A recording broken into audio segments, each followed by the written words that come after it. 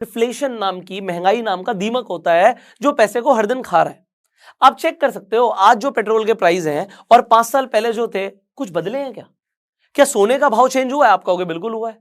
अगर हर चीज के दाम बढ़ते जा रहे हैं तो अगर आपने 10,000 रुपए 5 साल पहले तिजोरी में डाले थे, उससे जितना सोना आता, क्या उतना सोना आ जाएगा? नहीं आएगा। उतना गोल्ड, उतना पेट्रोल आएगा? नहीं आएगा। उतनी सब्जियां आएंगी? नहीं आएंगी। तो इसका मतलब क्या है? पैसे ने अपनी परचेजिंग पावर को लूज कर दिया।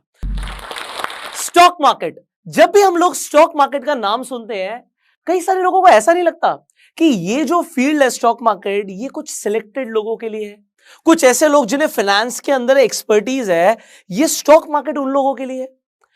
अगर आपको ऐसा लगता है भाई स्टॉक मार्केट के अंदर पैसा कमाना सिर्फ चार्टर्ड अकाउंटेंट्स के बस की बात है, या फिर कंपनी सेक्रेटरीज के बस की बात है, या किसी ने अकाउंट्स के अंदर डिग्री ली हुई उसके बस की बात है, तो एक चीज मैं आपको बताना चाहूंगा, मेरा नाम पुष्कर राज ठाकुर है और ना ही मेरी पढ़ाई एजुकेशन स्टॉक मार्केट के अंदर है, फाइनेंस के अंदर है, ना ही मेरे फैमिली का दूर दूर तक फाइनेंस से कुछ लेना देना है। ऑल्दो पापा के पास पैसे ज्यादा होते नहीं थे तो फाइनेंस में हम लोग थोड़े नॉर्मली थे, बट ऑल्दो आप समझिए एक ऐसा इंसान जिसने, मैं ये भी नहीं बोलूंगा कि मैंने जीरो से शुरुआत करी, आप लोगों ने मेरी स्टोरी पहले भी सुनी होगी कि I started from minus, but although आज जो मेरे फाइनेंसेस है वो बहुत अच्छे हैं, मुझे ऐसा लगता है कि मैं एक अच्छी जिंदगी जी रहा हूं। और आज हम जो समझने वाले हैं ना, वो ये समझने वाले हैं जो हमारा खुद का मिशन है। मेरा मिशन है कि इंडिया के अंदर ना एक फाइनेंशियल रेवोल्यूशन शुरू किया जाए। अब इस फाइनेंशियल रेवोल्यूशन का मतलब क्या है? हम चाहते हैं कि इंडिया के अंदर लोग ना फाइनेंशियली एजुकेटेड हो जाए। अब ये बोलना तो बड़ा आसान है, फाइनेंशियली एजुकेटेड हो जाओ, इसका मतलब क्या है? फाइनेंशियल एजुकेशन की डेफिनेशन होती है कि अगर आपको पैसे कमाने आते हैं, पैसों को मैनेज करना आता है और पैसे को ग्रो करना आता है, तीन चीजें बोली मैंने, पैसा कमाना, पैसे को मैनेज करना और पैसे को ग्रो करना, अगर ये तीन चीजें आती हैं तो आप फाइनेंशियली एजुकेटेड हो। अब आप अपने आप से सवाल ये पूछिए, क्या आपको आज पैसे कमाने आते हैं? उसके लिए आपको कम से कम एक स्किल चाहिए जो मनी मेकिंग स्किल हो। अब इंडियन एजुकेशन सिस्टम की बात करें तो मनी मेकिंग स्किल की कोई बात नहीं की जाती। पहली बात तो स्किल्स की ही नहीं बात की जाती, सिर्फ एकेडमिक्स, मतलब सिर्फ मार्क्स लेकर आओ। बट आप सोचिए, आप मैथमेटिक्स में बहुत अच्छे हैं, आप बायोलॉजी में बहुत अच्छे हैं, बट क्या ये आपको पैसा कमा के दे देगी? सिंपल एक चीज, आपको मार्क्स बहुत अच्छे आ गए इसका मतलब ये नहीं कि आप लाइफ में बहुत अच्छा करने वाले हो। सो आपको स्किल्स चाहिए होती है लाइफ में। वो स्किल्स के ऊपर पहली बात तो हमारे इंडियन एजुकेशन सिस्टम में बात नहीं होती, और जो बची कुछ स्किल डेवलपमेंट पे आज की डेट में काम होना शुरू भी हुआ है। आप ये बताइए, मनी मेकिंग स्किल के ऊपर कौन बात करता है? भाई पैसे कैसे आएंगे? अगर आप इंडिया के अंदर आज एक लड़के हो तो आपके लिए कंपलसरी है कि आपको पैसे कमाने हैं एक सर्टेन एज के बाद। आज आपके पेरेंट्स बोलेंगे सिर्फ पढ़ाई करो, पढ़ाई पे फोकस करो, पर जब आप एक सर्टेन एज क्रॉस कर लेते हो, आपको सब बोलते हैं, सोसाइटी बोलती है भाई क्या काम कर रहा है, कितने पैसे कमा रहा है। कहीं शादी के लिए रिश्ता आएगा तो आपसे क्या पूछा जाएगा? भाई लड़का कितने पैसे कमाता है। और अगर आप पैसे ही नहीं कमाते होगे, it is a challenge. So this is very first problem कि लोगों को पैसा कमाना नहीं आता, जिसके लिए उन्हें मनी मेकिंग स्किल चाहिए। अब पैसे कमाने के बाद हम जब बात करते हैं, चलिए आप लोगों की जॉब लग जाती है, पैसा कमाना शुरू कर देते हैं, बट पैसा बचता ही नहीं है। जब पैसा बचता ही नहीं है तो इंसान क्या देखता है? 5 साल के पहले जहां पे शुरू किया था, 5 साल के बाद भी वही लाइफ चल रही है। ऑल्दो क्रेडिट कार्ड के ऊपर ईएमआई शुरू हो गई है और वो ही नहीं दी जा रही। सो लोगों को पैसे का मैनेजमेंट भी नहीं आता। तो पैसा अगर आपके पास आएगा और वो ठहरेगा नहीं, वो रुकेगा नहीं, वो मैनेज नहीं होगा, तो आपकी जिंदगी में कुछ भी इंप्रूवमेंट नहीं आनी। और तीसरी चीज आती है पैसे को ग्रो करना। अब पैसे को ग्रो करना मतलब हमारा जो पैसा है अगर हम सिर्फ सेव करके रखेंगे, आप तिजोरी में डाल के रख दो, वो बढ़ेगा नहीं बढ़ेगा। भाई एक इन्फ्लेशन नाम की, महंगाई नाम का दीमक होता है जो पैसे को हर दिन खा रहा है। आप चेक कर सकते हो आज जो पेट्रोल के प्राइस हैं और 5 साल पहले जो थे, कुछ बदले हैं क्या? क्या सोने का भाव चेंज हुआ है? आप कहोगे बिल्कुल हुआ है। अगर हर चीज के दाम बढ़ते जा रहे हैं तो अगर आपने 10,000 रुपए 5 साल पहले तिजोरी में डाले थे, उससे जितना सोना आता, क्या उतना सोना आ जाएगा? नहीं आएगा। उतना गोल्ड, उतना पेट्रोल आएगा? नहीं आएगा। उतनी सब्जियां आएंगी? नहीं आएंगी। तो इसका मतलब क्या है? पैसे ने अपनी परचेजिंग पावर को लूज कर दिया, और पैसा अपनी परचेजिंग पावर हर दिन लूज करता जा रहा है। तो अगर आप पैसे को मैनेज करना भी सीख जाते हो तो पैसे को ग्रो करना सीखना हमें जरूरी है। और मैं एक बड़ा सिंपल सा शब्द बोलता हूं, पैसे को डबल करना सीखना जरूरी है। अब डबल करने का मतलब ये नहीं 21 दिन में पैसा डबल, इसका मतलब ये है you need to understand rule of 72। Rule of 72 क्या होता है?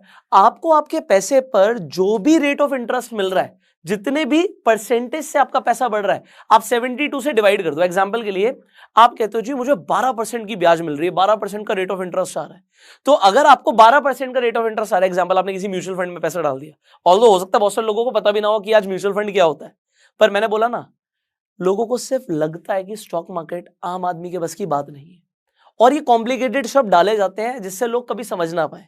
आप पैसा लूज करते रहो, मैं इसके ऊपर बात करूंगा। तो मैं ये बताना चाहता हूं कि अगर 12% का आपको रेट ऑफ इंटरेस्ट मिलता है तो 72 से डिवाइड कर दो, तो 72 डिवाइड बाय 12 6 आ गया, तो 6 साल में पैसा डबल होगा। अगर आप इसे 24 कर देते हो तो 3 साल में पैसा डबल होगा।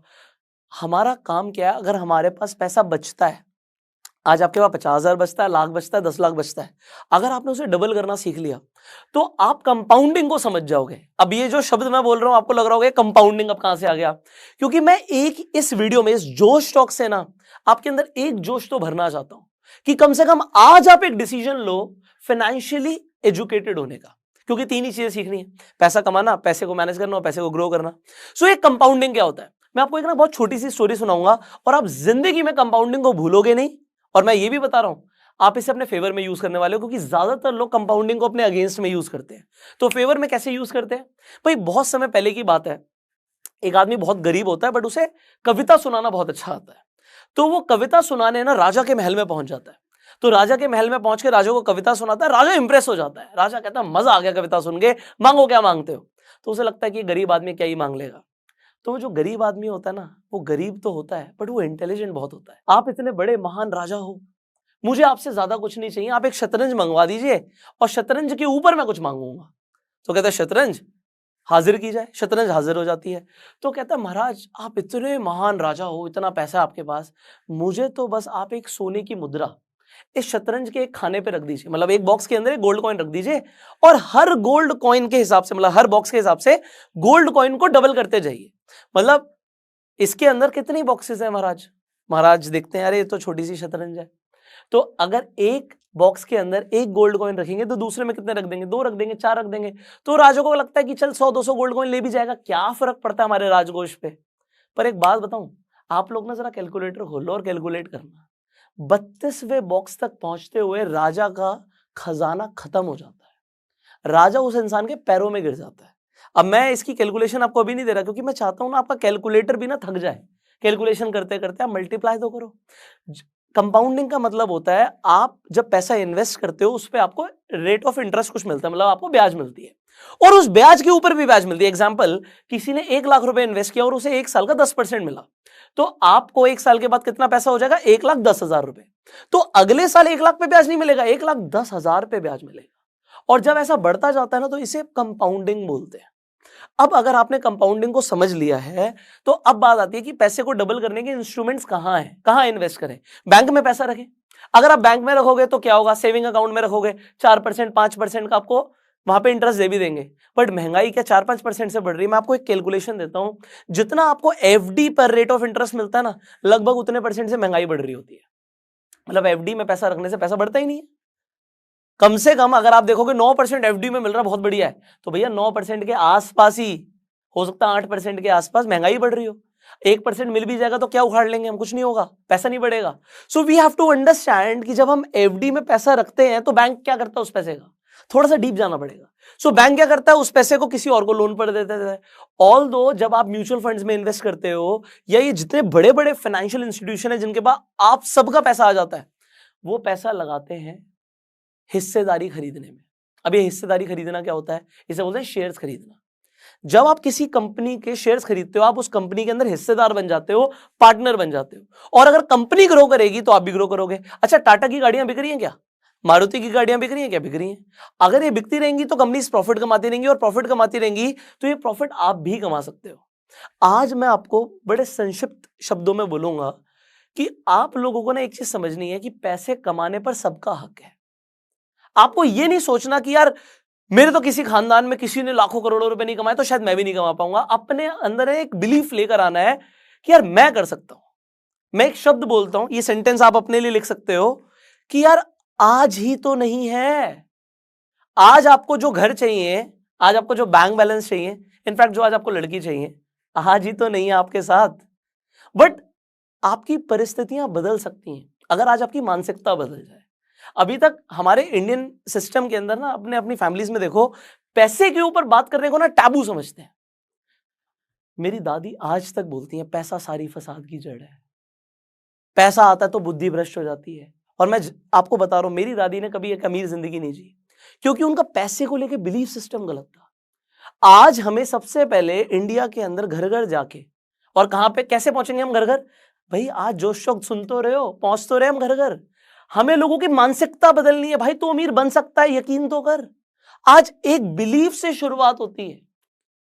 एक इंसान ये सोच ले भाई माउंट एवरेस्ट है, कौन चढ़ेगा इसे? बट कोई तो चढ़ता है ना। जो सोच लेता चढ़ना है वो चढ़ जाता है, क्योंकि पहले आप यहां पर चढ़ते हो, फिर आप वहां पर चढ़ते हो। आप पहले अपने माइंडसेट से अमीर बनते हो, फिर आपका बैंक बैलेंस बोलता है कि आप अमीर बन चुके हो, आपकी आईटीआर बोलती है आप अमीर बन चुके हो। बट यार आज नहीं है इसका मतलब ये नहीं कि कभी नहीं होगा। You have to develop this belief system. So being a non finance guy, मैं सारी फाइनेंस की बातें कर रहा हूं आज, क्योंकि मैंने अपने फाइनेंस सुधार लिए हैं सिंपल चीजों पर काम करके। अब वो सिंपल चीजें आपके लिए आज क्या है? सबसे पहले आपका एक राइट बिलीफ सिस्टम होना। दूसरी चीज, हमने 3 चीजों के ऊपर बात करी थी, पैसे को कमाना, पैसे को मैनेज करना, पैसे को ग्रो करना। ये 3 चीजें आपको सीखनी है। एक मनी मेकिंग स्किल आपके पास होनी चाहिए। लोग शेयर मार्केट की बात करते हैं, वो सोचते हैं भाई शेयर मार्केट जुआ है। मैं कहता हूं जुआ तब तक है जब तक आप इसे समझते नहीं हो। जिस फील्ड को आप समझने लग जाते हो वहां पे रिस्क कम हो जाता है। लोग कहते हैं रिस्की है, रिस्क है तो इश्क है। भाई रिस्क सिर्फ तब तक है जब तक आप समझते नहीं हो आप क्या कर रहे हो। मेरे लिए स्विमिंग करना बहुत बड़ा रिस्क है, मुझे आती नहीं। अगर मुझे आती है तो रिस्क नहीं है। आप समझ रहे हो? आपको स्विमिंग करना आता है, आपको रिस्क लगेगा नहीं यार, आप तैर लोगे। बट जिसे नहीं आती वो तो डूब जाएगा बेचारा, मर जाएगा। So if you know something there is no risk. So जो लोग बोलते हैं रिस्क है, रिस्क उनके लिए जिन्हें पता नहीं वो क्या कर रहे हैं। सो थोड़ा टाइम लगा दो। कोई अपनी माँ की कोख से सीख कर आता है क्या? कोई भी सीख कर आता है क्या? कोई रॉकेट साइंटिस्ट भी बनता है तो क्या माँ की कोख में सीखता है कि वो रॉकेट कैसे बनाने हैं? नहीं ना, सब यहीं पे आके सीखते हैं। तो अगर पैसा कमाने की बात करते हैं तो क्या यहाँ पे सीखा नहीं जा सकता? अच्छा एक बात बताओ, अगर आपको इंजीनियर बनना है तो आपको क्या पढ़ाई करनी पड़ेगी? आपको क्या इंजीनियरिंग करनी पड़ेगी? अगर आपको डॉक्टर बनना है तो आपको मेडिकल साइंस की पढ़ाई करनी पड़ेगी, एमबीबीएस करना पड़ेगा। अमीर बनना है तो आपको समझना पड़ेगा पैसा कैसे आता है यार। और मैंने आपको सिंपल 3 चीजों के ऊपर फोकस करने के लिए बोला है। ये लगती सिंपल है। See money making is simple but it is not easy. Why it is not easy? Because इसमें डिसिप्लिन चाहिए, इसमें पेशेंस चाहिए। वॉरेन बफे बोलते हैं कि स्टॉक मार्केट में पैसा आता है पेशेंट लोगों के पास, इम्पेशेंट लोगों से। सो जो इम्पेशेंट होते हैं ना, जिन्हें रातों रात अमीर बनना होता है, उनके लिए स्टॉक मार्केट नहीं है, उनके लिए ये फाइनेंस वर्ल्ड ही नहीं है। बट अगर आपके पास पेशेंस है, धैर्य है, आप पैसा बना सकते हो। सो आज इस जोश टॉक से सिर्फ एक ही जोश आपके अंदर भरना चाहूंगा कि आज ये ठान लो यार, अपनी परिस्थितियां हमें चेंज करनी है। क्योंकि अगर दिशा सही हो जाती है ना तो दशा सही हो जाती है। If your direction is right, your conditions will improve. But आज वो राइट डायरेक्शन क्या है?